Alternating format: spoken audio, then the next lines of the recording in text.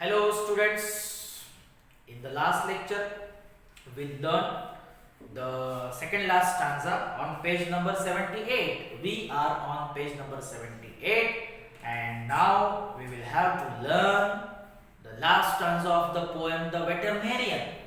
Veterinarian, animals doctor, birds doctor, insect doctor.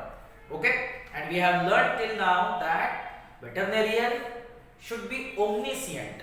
Omniscient means what? Veterinarians needs to know all and everything about animal, birds and insect. उसको सभी कुछ मालूम होना चाहिए, क्योंकि अगर वो जू में जाता है या जू वाले जो जू पीपल है, जो जू कीपर्स है, वो जू कीपर्स उससे एक्सपेक्ट करते हैं, zoo keepers expect from veterinarian, veterinarian से एक्सपेक्ट करते हैं कि he put everything right, he will make everything right, सभी एनिमल्स की सिम्टम्स को पहचान के वो सभी कुछ अच्छा कर देगा, ऐसा एक्सपेक्ट करते हैं वेटरनेरियन से. So veterinarian should need to know all and everything about animals, birds and insect. Last stanza on page number 78. Profoundly I pity the wight who must learn such a very great deal for his pay.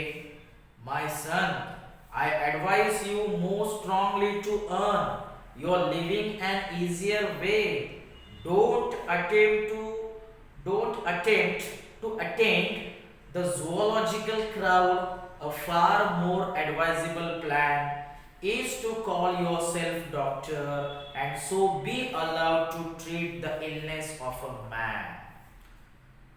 Last stanza के पहले जो स्टांजास थे उनमें हमने क्या देखा कि veterinarian को क्या क्या आना चाहिए, या वेटरनेरियन को अलग अलग टाइप्स के एनिमल्स, बर्ड्स, इंसेक्ट के जो सिम्टम्स है उसको डिस्कवर करके उसका इलनेस उसे आइडेंटिफाई करना चाहिए या उसे आना ही चाहिए. अलग अलग एनिमल्स के अलग अलग सिम्टम्स उसे मतलब आने ही चाहिए, उसे दिखने ही चाहिए या उसे डिस्कवर करने ही चाहिए, उसे हर एक चीज का डीप नॉलेज होना ही चाहिए. ओके, क्योंकि वो एक अलग डॉक्टर है, वो एक डिफरेंट, एक यूनिक डॉक्टर है, वो ह्यूमन बीइंग का डॉक्टर नहीं है, वो एनिमल्स का डॉक्टर है, वो बर्ड्स का डॉक्टर है. अब लास्ट स्टांजा में पोएट एडवाइस देता है. क्या एडवाइस देता है? Profoundly I pity the vet. Profoundly का मीनिंग बाजू में दिया है. Profoundly means greatly. Greatly I feel pity. Greatly और deeply I feel pity on the vet. Pity the vet. Veterinarian की मुझे दया आती है, बहुत दया आती है. आई फील पिटी. पिटी मतलब दया, kindness. Who must learn? Veterinarian must learn. उसको लर्न करना ही पड़ता है. Okay? Such a very great deal. Such a very great deal means such a very great knowledge. Knowledge, deep knowledge of animals, birds, insect. He must learn. उसको learn करना ही पड़ता है. Okay? For his pay. For his pay means for his payment. To earn his income. Veterinarian को उसका income earn करने के लिए या ब्रेड एंड बटर अर्न करने के लिए such a great deal of knowledge means such a great knowledge, बहुत बड़ा नॉलेज, डीप नॉलेज उसको लर्न करना ही पड़ता है. इस वजह से I feel pity means the poet feel pity on veterinarian. Okay? My son, I advise you. The poet says that my son, मैं तुम्हें एडवाइस करता हूँ, सलाह देता हूँ, you most strongly to earn your living on an easier way. You earn your living through an easier way. इससे कोई अगर easy way है, मतलब वेटरनेरियन बनने से अगर कोई अलग easy way है, way of living, way of earning bread and butter, तो उसका तुम यूज करो. मतलब डोंट सिलेक्ट और don't make choice to become veterinarian. Select your choice और select your easier way than becoming veterinarian. Okay, so I advise you most strongly, मैं तुम्हें strongly advice करता हूं कि तुम्हारा जो ब्रेड एंड बटर चूज करने का वे है, तुम्हारा जो रोजी रोटी कमाने का जो मार्ग है, वो इजियर वे चूज करो, because becoming veterinarian and earning bread and butter is not so easy. वो इजी नहीं है एनिमल्स का डॉक्टर बनना और ब्रेड एंड बटर को अर्न करना, रोजी रोटी को अर्न करना। It is not the easy way, so choose the easy way. Okay, don't attempt to attain a zoological crowd. Zoological crowd मतलब animals, that is animals, birds, insects, that is zoological crowd. So don't attempt to attain. Okay, don't attempt मतलब don't make effort, don't try to attain the zoological crowd. Don't try to become veterinarian. इसका सीधा सीधा meaning है कि zoological crowd को attend मत करो। इसका मीनिंग है कि वेटरनेरियन मत बनो, वेटरनेरियन बनने की कोशिश मत करो। Don't attempt to attend the zoological crowd.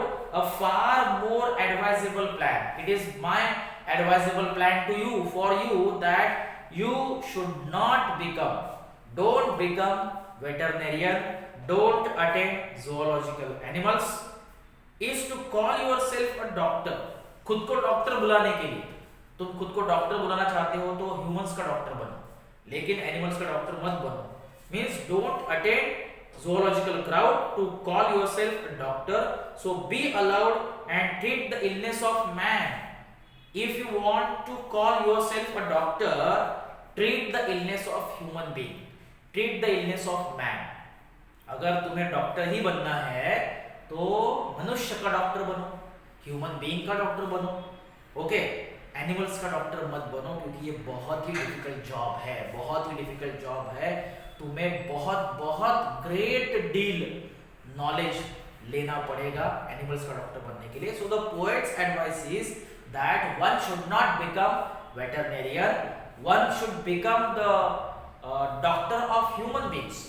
One should treat the illness of man, one should treat the illness of human being, but one should not treat the illness of animals, birds and insects. Means one should not become a doctor of animals, one should not become veterinarian. ये poet की सलाह है। Okay, so इस तरह से हमारी poem complete हो गई है। We have completed the poem The Vet Veterinarian 4.1. And I hope you have understood each word and each stanza well. Okay, so after the poem, now we will learn English workshop. Some activities are there on page number 78. Activity first: what is the rhyme scheme of stanza first to 3 and the last 2 stanzas? How does it differ in the remaining 4 to 7? अब 1 to 3 की जो rhyme scheme है, वो rhyme scheme आपको बतानी है। जैसे 1 to 3 में स्टैंजा नंबर 1 to 3, पहला स्टैंजा कौन सा है? To be successful. Second stanza he must know, and third stanza why the ducks and the chickens. Okay, so इसमें पहले हम राइमिंग वर्ड्स कौन से हैं? जैसे कि पहली लाइन में वेट है, ओके, सेकंड लाइन में वाइड है, थर्ड लाइन में गेट है और फोर्थ लाइन में इनसाइड है। Okay, wait, gate, wide, inside, these are the 2 pairs of rhyming words of first stanza. ये फर्स्ट स्टैंजा की राइमिंग वर्ड्स है। जैसे अभी वेट को हम देंगे ए, तो गेट को भी देना पड़ेगा ए। ओके, वाइड को हम देंगे बी, तो इनसाइड को भी देना पड़ेगा बी। सो फर्स्ट स्टैंजा की राइमिंग वर्ड्स क्या है? A B, A B. Okay, now second stanza. अब सेकंड स्टैंजा के जो राइमिंग वर्ड्स है वो पहले हम देखते हैं। सेकंड स्टैंजा के राइमिंग वर्ड है रेफरिंग हर मिल्क, हाँ, रिफ्यूजिंग हर मिल्क पहला स्टैंजा है, पहला स्टैंजा का राइमिंग वर्ड है। अब दूसरा है बोन, राइमिंग वर्ड। तीसरा है shining, sorry not shining, silk, silk. Okay, and number 4 है ग्रो, ग्रो।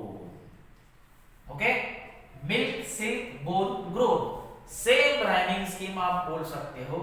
या अगर आपको ए बी के बाद देना है, जैसे कि मिल्क को दिया सी, तो सिल्क को भी देना पड़ेगा सी। बोन को दिया डी, तो ग्रोन को भी देना पड़ेगा डी। या सेम राइमिंग स्कीम आप रिपीट कर सकते हो, जैसे कि ए बी।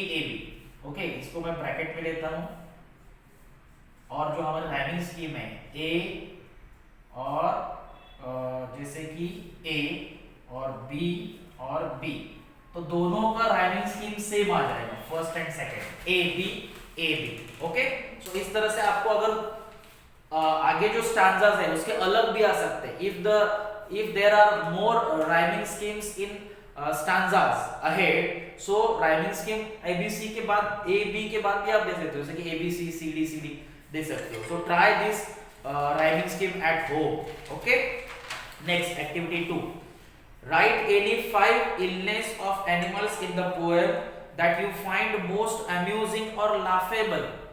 तो इसमें जो लाफेबल इलनेस है, जैसे कि लाफेबल इलनेस क्या है, hyenas will not laugh at keepers joke, keepers ने जो जोक किया था उसके ऊपर हाइनास नहीं हंसती है, तो इसका ये जो है वो लाफेबल इलनेस है। इस तरह के लाफेबल इलनेस आपको लिखने हैं 5। ओके, पेज नंबर 78 की सेकंड एक्टिविटी में। ओके, तो 1 एंड सेकंड एक्टिविटी खत्म हो गई। Now page number 79 activity 3, out of all names of birds and animals given in the poem, pick out 4 names that are similar in English as well as in Hindi and Marathi or your mother tongue। तो जैसे chimpanzee is same is in English, in Marathi and in Hindi। तो ऐसे जो नाम है, जैसे कि giraffe, हाँ जिराफ, ये भी नाम तीनों लैंग्वेज में सेम है, मराठी, हिंदी, इंग्लिश, जिराफ ही बोलते हैं। ओके, तो इस तरह के आपको सेम नेम्स फाइंड आउट करने हैं। Okay, activity B, right 4 reasons why animals in zoo suffer more than those who live free in the wild.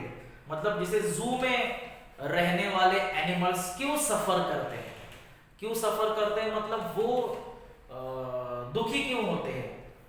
जो एनिमल्स वाइल्ड में रहते हैं, जैसे कि वाइल्ड एरियाज में, ओपन एरियाज में रहते हैं, उनसे ज्यादा जू वाले जो एनिमल्स है वो सफर क्यों करते हैं, because they lack of freedom, they don't have freedom like wild animals. Zoo animals don't have freedom like wild animals. Zoo animals lack of free space for movement comparing to wild animals. Okay, so and there is a limited food in the zoo. Zoo में limited food होता है, उनको सुबह या शाम को 1-2 बार खाना दिया जाता है। So there is limited food in the zoo, but in the wild, in the jungle there is not limited food. So इस तरह के कुछ रीजंस है, इसकी वजह से फ्री में रहने वाले या फ्रीडम में रहने वाले जो वाइल्ड एनिमल्स है वो ज्यादा सफर नहीं करते, जू में रहने वाले ज्यादा सफर करते हैं। Okay, activity 4, think deeply and write. Is the poet really discouraging the youth from becoming vets? No, I think the poet is not discouraging. The poet is making you realize that to become veterinarian is a very tough and difficult job. So you should think before becoming veterinarian. Okay, activity 5, find out from the vet or from the website what precautions a vet has to take when he or she is called to treat wild or dangerous animal। जैसे किसी veterinarian को dangerous animal हो, जैसे lion है या tiger है, उनको treatment देने के लिए बुलाया जाता है, तो कौन सी प्रिकॉशंस लेनी पड़ती है, ये आपको फाइंड आउट करना है फ्रॉम अ वेबसाइट से फाइंड आउट करो, गूगल से फाइंड आउट करो। And last activity number 6, select any 4 zoo animals mentioned in the poem। Imagine they are able to talk in English। Compose a dialogue among the 4 animals discussing their discomfort and illness। ये आपको एक imaginary dialogue create करना है animals के बीच में। Okay, so in this way we have completed all activities on page number 79 and all activities of poem 4.1। I hope you have understood। The next chapter, the next lesson we will learn in the next lecture. Thank you.